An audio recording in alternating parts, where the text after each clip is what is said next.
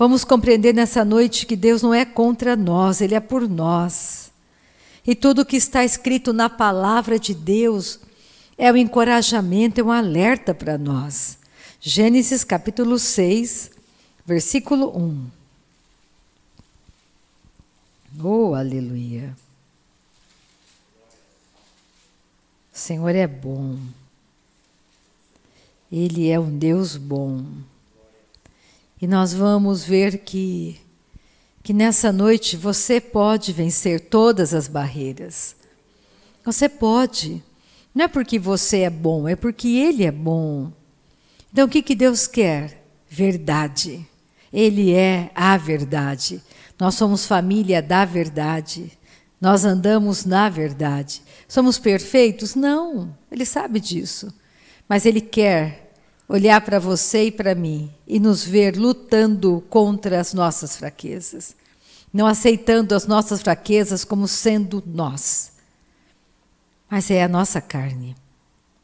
Gênesis 6, versículo 1. Como se foram multiplicando os homens na terra, e lhes nasceram filhas. Vendo os filhos de Deus, quem eram os filhos de Deus? Os descendentes de Sete, lembra? Com Sete começou-se a adorar novamente a Deus. Vendo os filhos de Deus, que são os descendentes de Sete, que as filhas dos homens eram formosas. Quem eram as filhas dos homens? Descendentes de Caim. Eram formosas, tomaram para si mulheres, as que entre todas mais lhe agradaram. Então disse o Senhor: o meu espírito não agirá para sempre no homem, pois este é carnal, e os seus dias serão 120 anos. E olha versículo 5. Viu o Senhor que a maldade do homem se havia multiplicado na terra, e que era continuamente mal todo o desígnio do seu coração. Então Deus olhou para a terra já no 6º capítulo da Bíblia e viu que os homens, o desígnio, o desejo do coração deles era continuamente mal. Mas olha o versículo 8. Porém Noé achou graça diante do Senhor. Eis a história de Noé. Noé era homem justo e íntegro entre os seus contemporâneos. Noé andava com Deus. Noé andava com Deus. Isso é algo que nós temos que começar a pensar. Noé andava com Deus. O que é andar com Deus? Você segue aqui, Jesus disse lá em João 8, aquele que me segue não andará em trevas. Então você tem que começar a prestar atenção na sua vida, no seu caminho. O que você está sentindo, pensando, é de acordo com a palavra de Deus? Porque Deus olhou para a terra e todo mundo pensava errado. Todo mundo adorava a Deus do jeito que eles achavam. Qual era? Por que faz uma diferença entre Caim e Abel? Abel fez exatamente como Deus havia orientado, mas Caim fez do jeito dele. Isso é próprio da carnalidade do homem.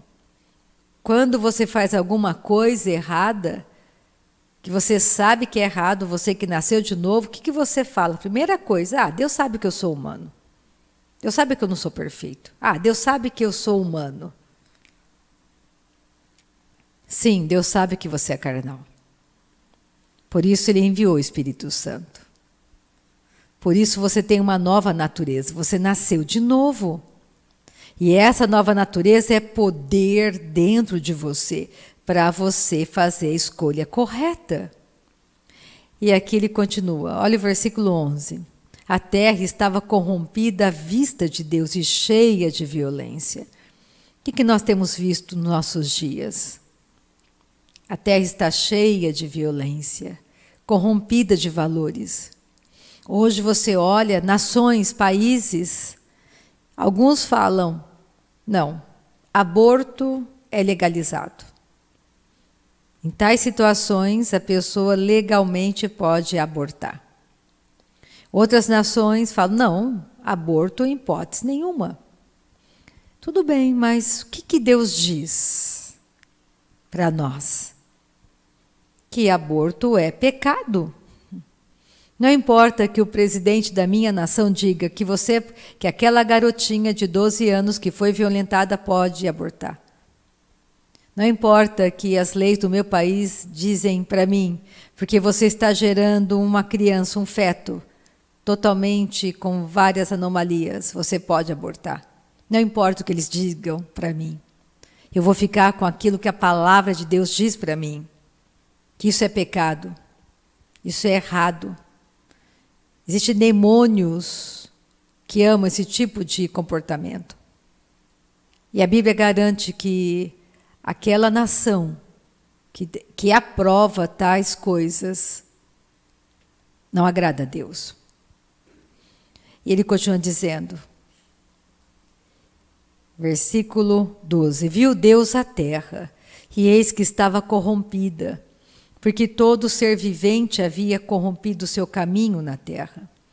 Então disse Deus a Noé, resolvi dar cabo de toda a carne, porque a terra está cheia da violência dos homens. Eis que os farei perecer juntamente com a terra. Ele começou a dar instrução a Noé para construir uma arca. Olha o versículo 18. Ele falou, contigo, porém, estabelecerei a minha aliança. Entrarás na arca, tu e teus filhos, e tua mulher, e as mulheres de teus filhos. Então ele deu uma instrução para Noé. Deus jamais fará alguma coisa nessa terra sem avisar os justos, os santos, sem nos avisar. Jamais. A Bíblia, ela detalha os fatos que estarão acontecendo antes da segunda vinda de Jesus. Então não é verdadeiro quando alguém diz, Jesus pode voltar amanhã. Não, Jesus não pode voltar amanhã, porque os fatos que precedem a vinda dele não aconteceram ainda. Então Jesus não vai voltar amanhã. Então você tem que conhecer a palavra de Deus para não ser enganado. Olha Jesus falando, Mateus 24.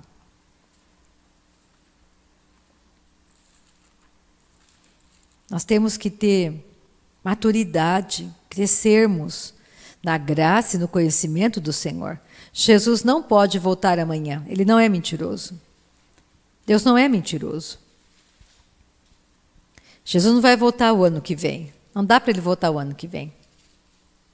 Porque uma porção de coisas ainda não aconteceram.